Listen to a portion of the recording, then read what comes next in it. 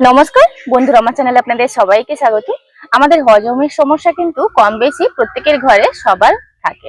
তো আমরা সেক্ষেত্রে কি করি, বাইরে থেকে ক্ষতিকারক ওষুধ কিনে খাই।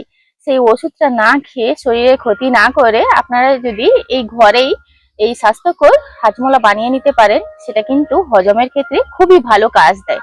চলুন আজকে আমি ঘরে বানাবো হাজমোলা। দোকানের থেকে তো অনেক ভালো। কিভাবে বানাচ্ছি দেখে নেওয়া যাক।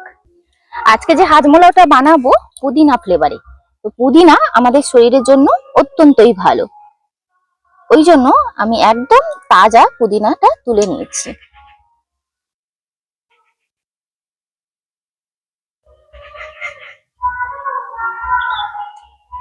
দেখুন পুদিনাগুলো এত সুন্দর হয়েছে।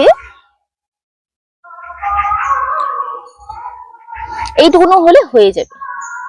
হাজমোলা বানানোর জন্য প্রত্যেকটা জিনিস কিন্তু শরীরের জন্য অত্যন্ত উপকারী। এখানে আমি 2 টিস্পুন নিয়ে নিচ্ছি মৌরি, এখানে নিয়ে নিচ্ছি জিরে, নিচ্ছি জোয়ান, সবগুলো কিন্তু সম পরিমাণেই নিচ্ছি। এই তিনটে জিনিস খুব ভালোভাবে একটু শুকনো খোলায় ভেজে নেব। হালকা করে এই তিনটে জিনিস নাড়াচাড়া করে ভেজে নিয়েছি। এখানে নিয়েছি একটা ছোট্ট শুকনো লঙ্কা। দেখবেন হাজমোলা খাওয়ার সময় একটু ঝাল ঝাল লাগে, তো এটা পুরোপুরি অপশনাল, কেউ না চাইলে কিন্তু নাও দিতে পারেন।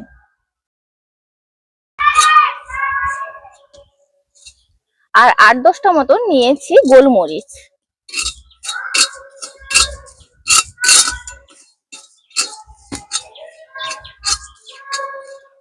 পুদিনা কিন্তু এর সঙ্গে দিয়ে দেব। পুদিনা এখানে কোনোভাবে ভাজা হবে না, একটু রসটা টানিয়ে নিতে হবে, এক্সট্রা যাতে জল না থাকে। এখানে কিন্তু সবগুলো খুব সুন্দরভাবে ভেজে নিয়েছি, নামিয়ে নেব। এগুলোকে একটু ঠান্ডা করে নেব। আর পুদিনার যে ডাটাগুলো ছাড়িয়ে নেব, শুধু পাতাগুলোই লাগবে।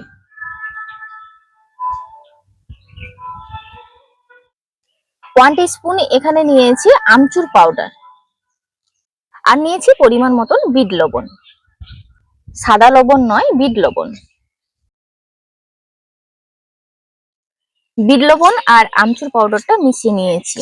এবার দিয়ে দেব হিং। হিং কিন্তু হজমের জন্য অত্যন্তই ভালো।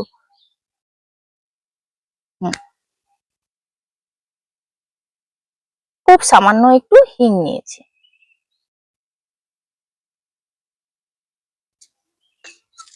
এবার এই সমস্ত কিছু খুব ভালোভাবে গুঁড়ো করে নেব। দেখুন সমস্ত কিছু আমি এইভাবে কিন্তু গুঁড়ো করে এনেছি। এবার একটা প্লেটে নিয়ে আমি চেলে নেব। এইভাবে স্ট্রেনারে নিয়ে নিচ্ছি।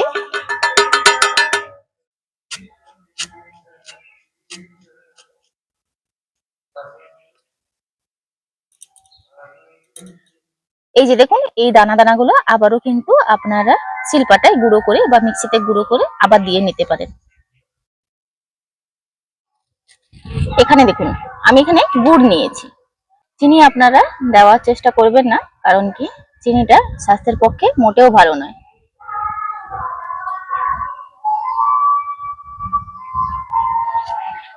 এবার হাত দিয়ে আমি এটাকে মাখিয়ে নেব। যতটুকু প্রয়োজন গুড় ব্যবহার করব।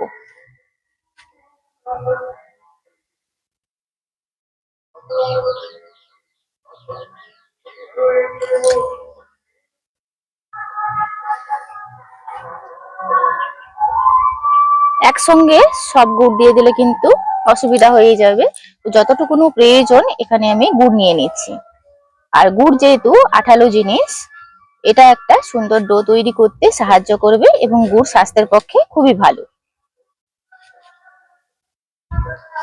এইভাবে গুড়টা দিয়ে মাখিয়ে নিলে দেখবেন এরকম কিন্তু দলা পাকালে দলা পেকে যাচ্ছে। এই যে দেখুন, গুড় দিয়ে মাখার ফলে এরকমই মানে সুন্দর টাইট ডো তৈরি হয়ে যাচ্ছে এবং একটা আঠালো ভাব কিন্তু চলে এসছে। আপনারাও চেষ্টা করবেন গুড় দিয়ে এটাকে বানানোর। এইভাবে হাত দিয়ে চেপে চেপে কিন্তু আমি এটাকে চ্যাপটা করে নিয়েছি। না হলে একটা প্লেট দিয়ে কিন্তু এইভাবে চেপে এটাকে আমি চ্যাপ্টা করে নিচ্ছি, মোটা একটা রুটির মতন করে এইভাবে করে নিচ্ছি। দেখুন এইভাবে কিন্তু তৈরি করে নিয়েছি। অল্প একটু চিনি গুঁড়ো করে নিয়েছি যাতে উপরে ময়েশ্চারটা না পড়ে। এই যে দেখুন পেনের যে ক্যাপ গুলো হয় ওইগুলো দিয়ে কেটে নেব।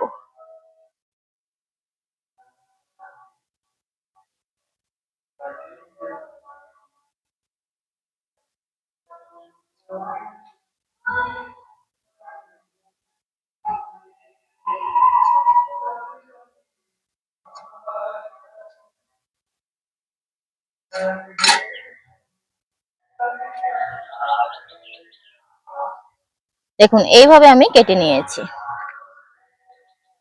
না হলে আপনারা কিন্তু হাতেও এইভাবে গোল গোল করে কিন্তু বানিয়ে নিতে পারেন খুব সহজে। এই যে এইভাবে করে গোল গোল করে একটু চ্যাপ্টা করে নিলেই কিন্তু একদম হাজমোলার শেপে চলে আসবে। এইভাবেও বানিয়ে নেওয়া যায়।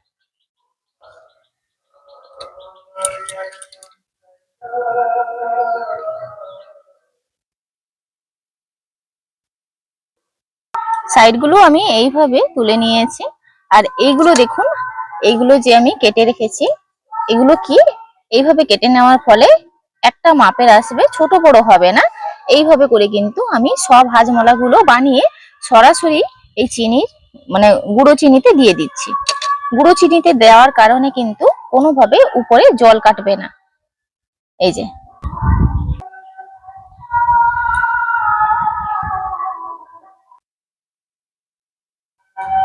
এখানে দেখুন আমি সবগুলো হাজমোলা কিন্তু এইভাবে তৈরি করে নিয়েছি।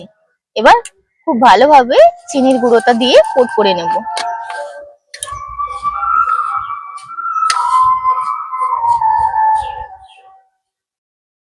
দেখুন হাজমোলা গুলো সবগুলো কিন্তু তৈরি। একদম কৌটোয় ভরে আপনারা 2-3 মাস অনায়াসেই কিন্তু রাখতে পারবেন। আর যখন খুশি একটু খাওয়া দাওয়া গন্ডগোল হলে একটা করে খেয়ে নিলেই কিন্তু সমস্ত মানে অম্বল, অ্যাসিড, হজমের সমস্যা দূর হয়ে যাবে।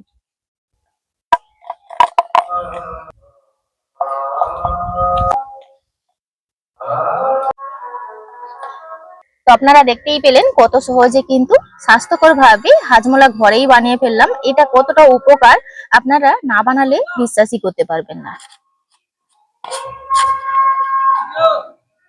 আজকের ভিডিওটি এখানেই শেষ করছি। দেখা হচ্ছে পরবর্তী একটা নতুন পর্বে। ভিডিওটি ভালো লাগলে লাইক, শেয়ার, কমেন্ট করবেন। আপনারা সবাই ভালো থাকবেন, সুস্থ থাকবেন, সাবধানে থাকবেন।